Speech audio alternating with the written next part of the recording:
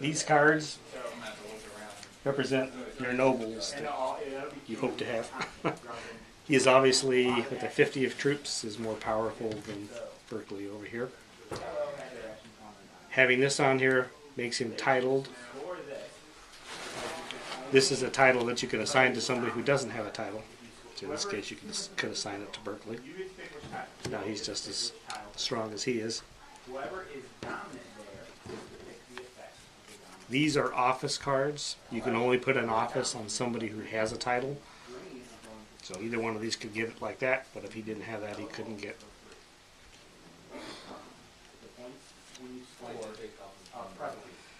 Okay, that was office. There are bishops and archbishops. This is an example of a bishop in here. These can be assigned to any one of your nobles. Town cards can be assigned to any of your nobles. These will give you control of that town on there unless somebody seizes it and takes it away from you.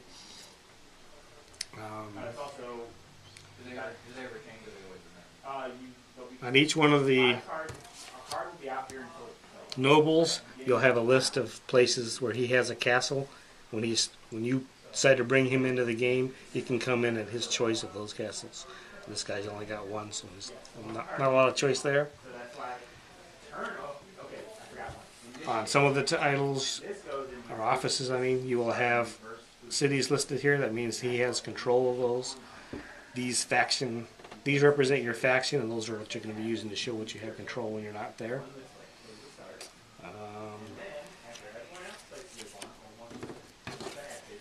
This is just extra troops. You allocate that to one of your nobles. This represents a boat that you can allocate to your nobles. This is what you can be able to use to either go over to Ireland or go over to Calais or just go around and try to avoid somebody being able to get at you. However, in the advanced game, there are events that have, say, gales at sea, and if you happen to be at sea when one of those events pulls up, your boat and everybody on it are lost completely. There are also, from the basic game, there are cards in here, event cards that say storms at sea. If one of those comes up, then you have to go into the nearest port that you can get into that's not hostile to you, or if there's only hostile ones, then you're going to have to attempt to siege it. If you can't siege it, then your boat goes in and you go off into the countryside, and whoever has, if that city is controlled, whoever has control of that city now has control of your boat, as in you have to get their permission to use the boat. They don't get to use the boat on their own, but you can't use it unless they give you permission to. We talked about types of cards. The whole point of the game is to capture a royal heir. We have white rose folks and we have red rose folks. And what you want to do in the game is to have the last one of those and crown them king. If all of the red roses are gone and there's only white roses, but there's more than one white rose out here, there is a noble called Beaufort. This is his actual castle down here. If he exists, then the game isn't over because he's considered to be a red rose. But if all of the white roses are gone and there's only one red rose on there, he doesn't come into play, and it doesn't matter that he exists. Movement, you can move all of your nobles and ships each turn. It's 5 squares, or they call them squares. Obviously, some of these things don't look like squares. So 5 spaces. You can move in 5 spaces. You have to go around. You can't just go from here to there because that water is there. So you have to go around this way to get there. What am I missing along here? Oh. If you go into the woods, that stops your turn.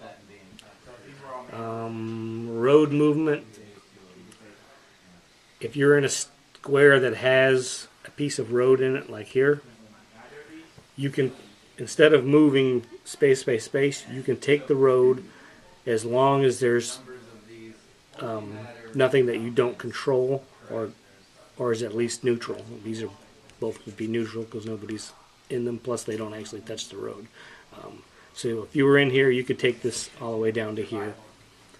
And if you happen to be up here and you control this spot, you could go from there all the way to London in the one turn.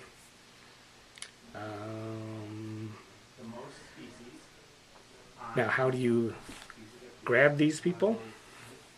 You would have to, in most cases, you would have to siege the city that they're in if you don't have a card that's already given you control of that city or town. Those with 2 towers have a garrison automatically in them of 200 troops. Those that have 3 towers, like London, have 300, a garrison of 300 in it. Except castles. You got your little cheat sheet over there, Mike. What do castles have? It can be hard to survive there. It's a good thing for spiders because they get free competition in one space. So if you're spiders, I thought they had something different, but I think they're saying these castles have 100. and those are the ones that have nobles, Yeah. a shield. If it's a castle that belongs to a particular noble, there's only a garrison of 100 in it. If it's a royal castle, like this one would be a royal castle. It's a real thin one with 2 towers on it. All right, so like that one. Yeah, that's 2. That they've got a garrison of 200 troops in it. But if one is like this one over here, where it's open, there's no. How come I'm not seeing a lot of? Like that? Yeah, most of them have like gates. That one's barely visible, but there's a gate there, I think. Like that one right there. Yeah. Actually, I thought most of them had gates on it, but I'm not. Yeah, there's a lot up here. Yeah, there's a lot. Anyway, this particular guy I know is open because you can walk in and take him without having to take the town. you often becomes especially if you're going into survival. It was printed in the 70s. There's a lot of ambiguity in design. Not to mention the map is real bad. There are cards in the event deck here that will. Where was I headed with that? Called plagues. If you happen to be in the particular city or town that's named, if you're inside of it, then you're wiped out. Plagues suck. Let's see. We covered battling if you're taking on somebody that's in the city. Obviously, if somebody has their troops in there, you got to take on the garrison as well as their troops. Although I just learned today when I went through the rules, it actually says that the person who's in there does not have to join the battle. Right. I'm not quite sure why they don't want to do that, other than maybe they don't want to have the card drawn that would say that one of their nobles is killed. But it doesn't really matter, because what it says is if you choose not to defend, if the garrison loses, you're still captured. So you're likely going to get executed anyways. I don't know why that strategy would be in there, but it does exist. You can say, I'm not going to defend. Once you have one of those royal heirs, you have to keep at least one noble with them at all times. The only way these guys can move is with a noble, right? Except there are cards in here that will say the king has got to go someplace, and so the king has to go whether he's got nobles accompanying him or not. A lot of the times when the king is called, he's called to places that have no fortifications whatsoever. So when he goes, it's going to take him into one of these unfortified towns. Mm-hmm. Whoever happens to be near him when that happens is going to be able to walk in and grab him.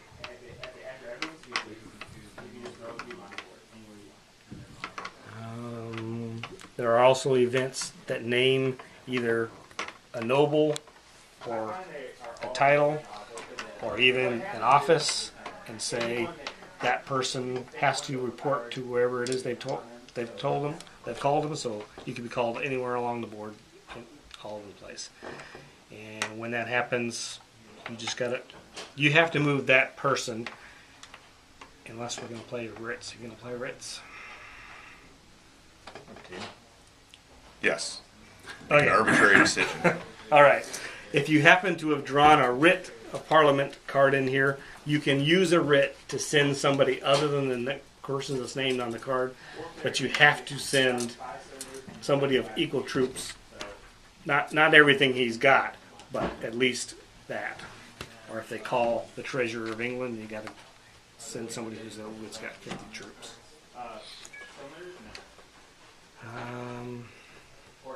That's moving now.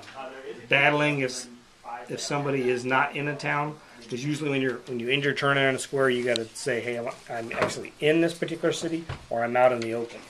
If you're out in the open, then it's the battle is going to be determined by odds, which we have the table of odds over here, and these cards will say what odds we're winning. So anything that's that or higher will result in a win.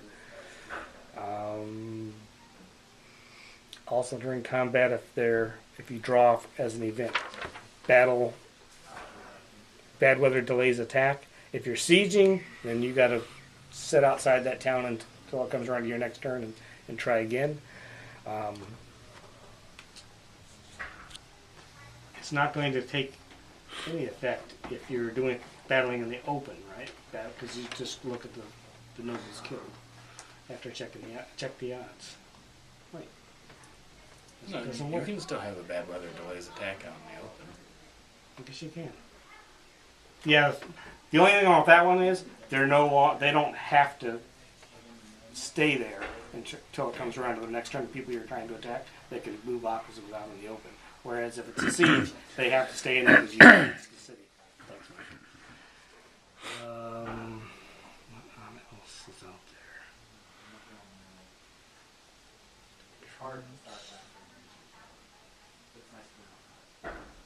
Manuals will be like towards the You want to do Parliament? once Or eventually you'll get to that?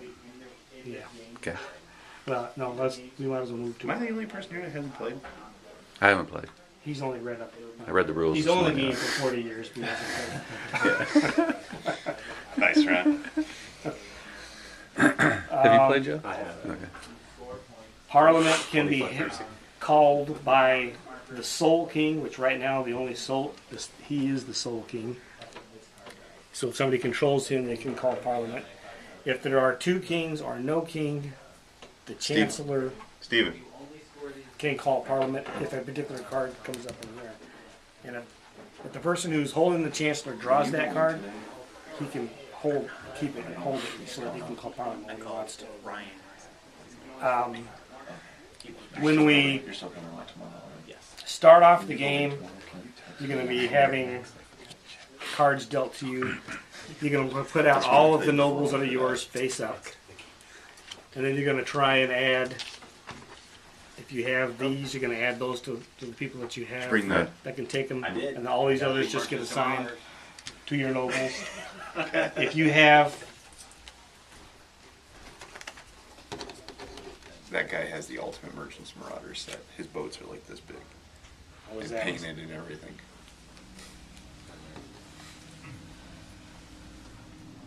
If you had just this guy as your only noble, and you had this office card that can't be assigned to him, so at the beginning of the game, if you can't assign this, it goes into the Chancery over here. This is what's going to get handed out during Parliament. So whoever calls Parliament, since we're not playing the old way where they just control them and they get to sign it out. When they call Parliament, they're supposed to have a writ of Parliament. That's an event card that you can draw and keep when that comes up in here. You hand that to the person that you want to make sure that they come to Parliament, and then anybody that wants to come to Parliament can come to Parliament unless they're off at sea, and then if they have a boat or somebody's willing to lend them a boat, they can also come to Parliament. stuff gets handed out at Parliament. However, the nobles do not have to be present at Parliament to receive the things. And since we're playing Parliament with the voting, every time the person who's controlling Parliament says, he's going to lay out, this is how I intend to allocate these things. And then we're going to vote on each one of those things. And the votes are based on the number of lords for the House of Lords and the number of commons for commons. Do I have anything? Yeah, there's something that's got commons. This tells you how many votes that has in commons. This tells you how much it has in lords. You can see some of the nobles also have votes. Do you vote commons first and then lords, or do you vote both together? Like, does it work like the British English Parliament where lords overrule? You know, is it check on commons, or I don't recall there being any difference. so you just—that's just your total number of votes? The only thing I think is bishops are only controlled by the lords. Yeah, there's no bishops and commons. So that's the only. I think that's the only difference between the two. But you have to get both houses to say yes, or it's Okay. not happening. Except for this just the House of Lords. When we get into that, if people decide that this is just We'll vote commons first, so that way we're just like the real English Parliament. okay, I like that idea. Let's see. There's that's not in the deck yet, so I can go ahead and show it. This card we're going to play with using the actual rules of the game and not how we misplayed it for many decades. That's good. If you happen to have this card, you can only allocate it to a noble who is in Calais. It will allow you to transport from Calais to the continent with unlimited amount of troops one time. And once you reach the continent, the first time this is used, I believe in an attack, we might have to reread that, but I believe in an attack. First time you use this in an attack, it goes away. I believe it goes into the discard pile, so it could possibly come up again. But we have always played that you kept these, so he's always really liked that. But Usually wound up in my hand. I want the French in it.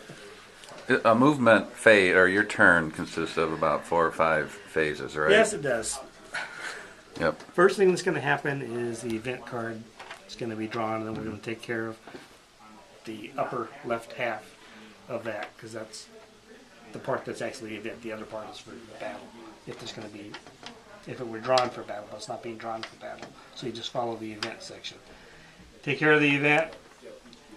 Then you can do. You've got it in front of you, Mike. Make sure I'm following this in the right order. The movement phase? Yeah. Then you then move. Oh, there it is. You then move. Then any combat that's going to take place takes place. Then Parliament can be called if Parliament's being called. Then, if they're going to coronate somebody, they can attempt to coronate them. In order to crown somebody, you have to have either 2 bishops or an archbishop, and you have to be located in one of these cities with a cathedral on it.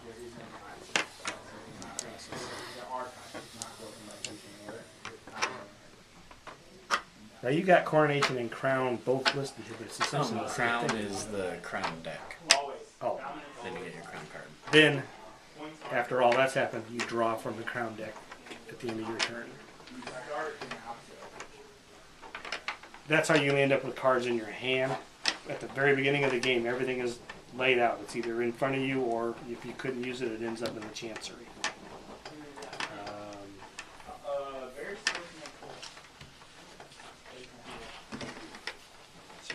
Here's a couple cards that. Oh, before I do that, when you defeat somebody, when the battle thing was shown, if it didn't say a certain nobles were killed, then you get to take all of their transferable cards, which is these are transferable, these are transferable. Non-transferables are the titles and offices. Right. You automatically get those from them, and then the person who won the battle gets to decide whether they're going to execute the guy or they're going to try to ransom him and see if the person is willing to pay a ransom. They may not be willing to pay a ransom. Obviously, then he gets executed. When executed, the noble will go into the discard pile, but his title and his office go into the chancery. Let's see what else is out there. Going on. I showed anything with information. I read the rule book. Here is an exception to that. Pretty good idea how it works. If you want to Write down. execute somebody, Here, move here. but they're holding this card, and you don't even get their transfertables. If they play this King's Pardon card, then they get to avoid being executed and get to keep their stuff. Keep thinking of Mel Brooks. It's gonna Wait, so the progression is like everyone that's in there, you have to lose one of Where each. did I put? Unless Was I all sitting there? one. Or if you're a rep,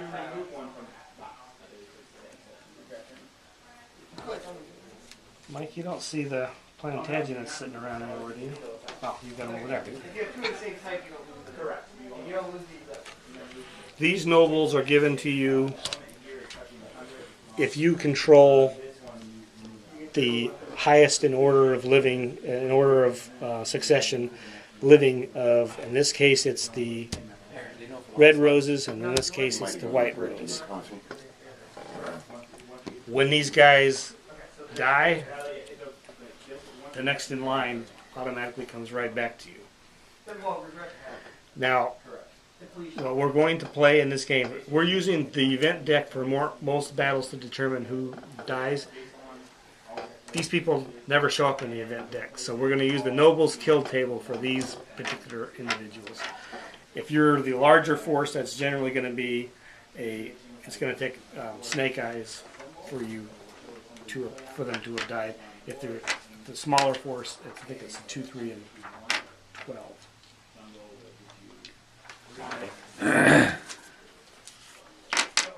Yeah, 2, 3, and 12. Let's say I pick buck. The rest of these nobles kill table we're not going to play with it primarily because It's like a 4% chance on a 2, 3, and 12. More than that. 4 out of 36, 1/9. It's like 11%. Okay. It's not out of 36.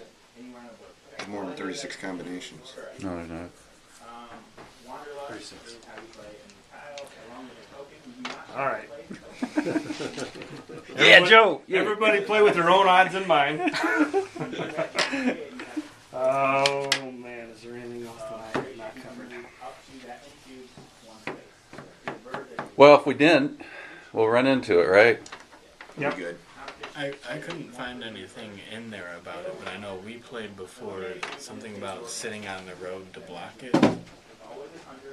Was that an optional rule? Must have been optional. I did not read that in the basic this morning. Yeah, I not even an option. I don't think I've actually seen it anywhere. You know what it said in the roads?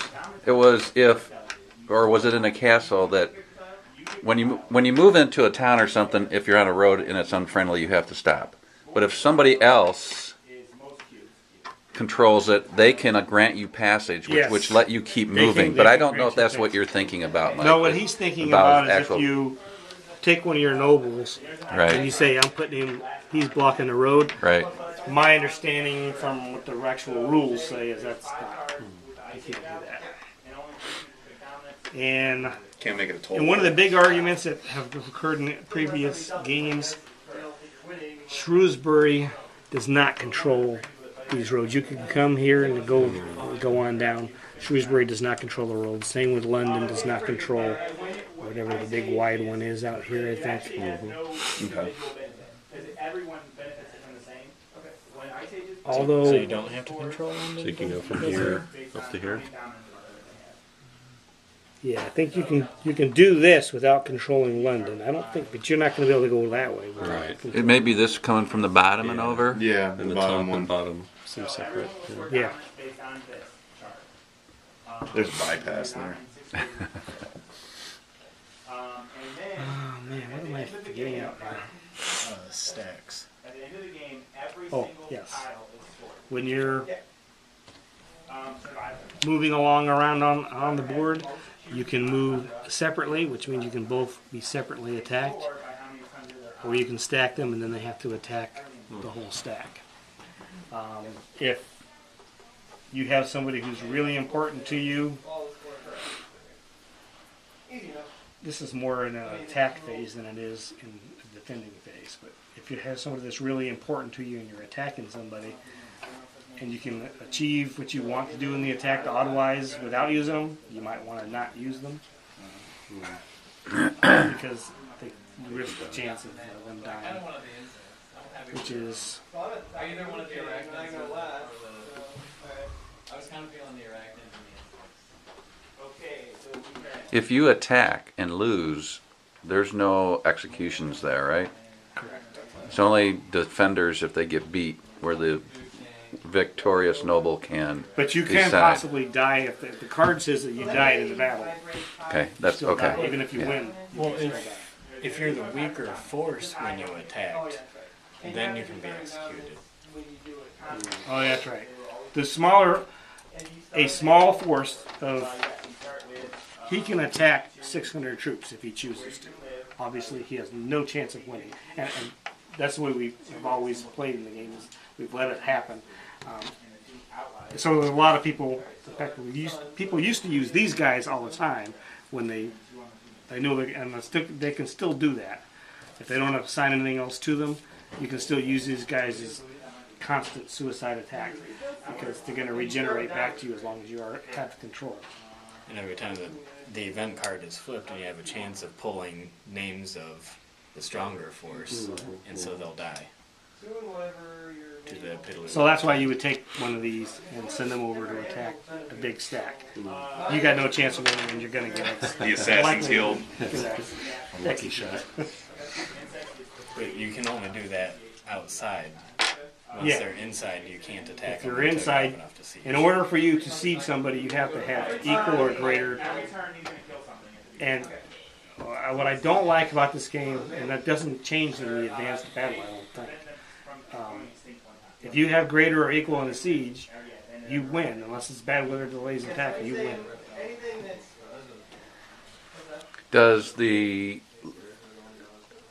comparison that you create happen before nobles and inside decide to join or not? So is you just comparing it to the garrison total, or you know what I'm asking? I do. I think I do know what you're asking, but because we've never played it that way, we've always played. If you're attacking, they're obviously defending. Okay.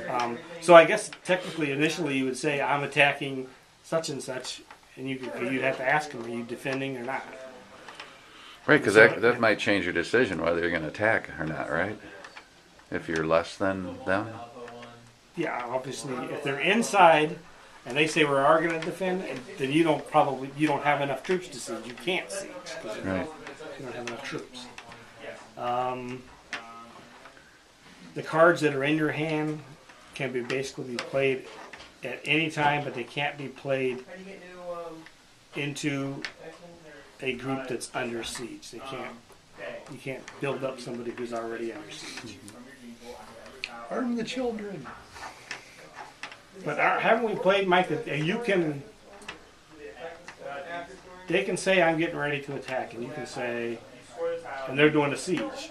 They're saying we're going to siege, and then you can weigh more cards and make yourself bigger. Then once you're under siege, But once, like, the effects are taking place, you can't be like, oh, well, I'm going to back up and play this because it didn't work the way I thought it was going to.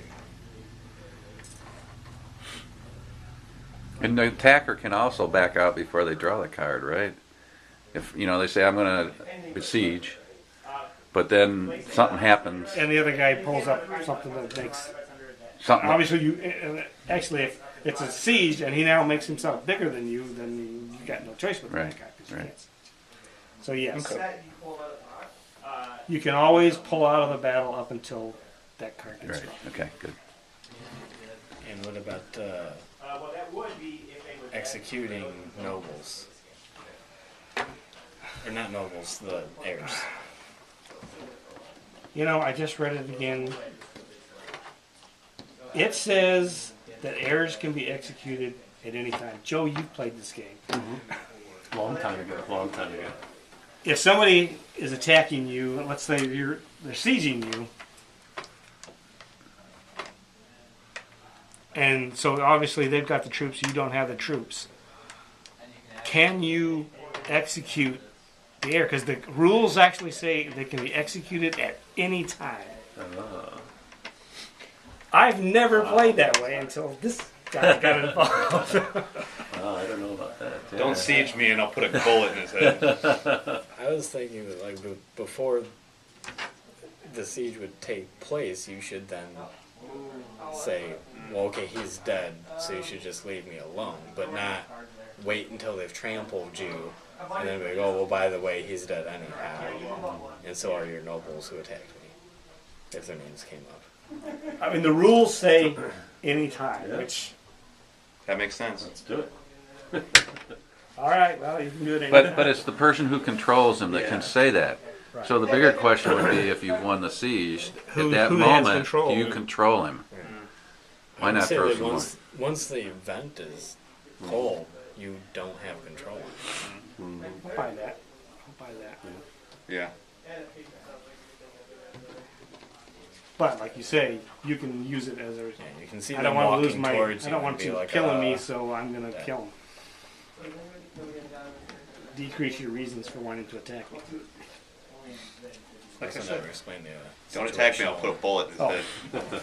13th century equivalent Thanks, Mike. of a... Actually, before... You can see this office has 50, but it also has 250.